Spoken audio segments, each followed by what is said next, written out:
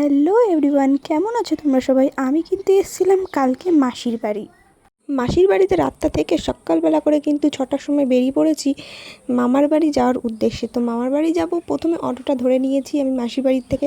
Auto ধরে তারপরে আমি কোটমোড় থেকে বাস ধরবো।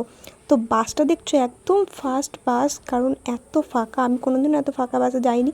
আজকে সবার প্রথম আমি এসে বসেছি, আর ফাঁকায় ফাঁকায় কিন্তু আমরা গেছি পুরো হবিপুরটা। তো রাস্তা নতুন হওয়ার পর কিন্তু আমি বাসে করে আসিনি বলতে গেলে রানাঘাটে, এই কিন্তু প্রথম যাচ্ছি রাস্তা হওয়ার পর। আমি কিন্তু বুঝতেই পারিনি যে আঁশতলা পার করে চলে এসেছি। তারপরে কিন্তু আমি দেখছি তানিয়া রেস্টুরেন্টটা দেখে কিন্তু আমি বুঝতে পেরেছি যে চলে এসেছি। এই যে কাদা রাস্তা দেখছো, মামাবাড়ি যাওয়ার রাস্তা কিন্তু ভালো রাস্তাও আছে, কিন্তু আমি আজকে এই কাদা রাস্তাটাই বেছে নিয়েছি স্বইচ্ছায়। তো আমি কিন্তু মামাবাড়িতে চলে এসেছি, আর আমার বোন কিন্তু এইদিকে পড়তে বসেছে। সকাল সকাল তো আমি তো না বলেই চলে এসেছি, সবাই তো অবাক হয়ে গেছে, সারপ্রাইজ হয়ে গেছে। আমি কিন্তু দিদার সাথে গল্প করতে করতে ভিডিওটা এখানেই শেষ করছি। তোমাদের ভালো লেগে থাকলে অবশ্যই লাইক, কমেন্ট, শেয়ার, সাবস্ক্রাইব করে দেবে। বাই।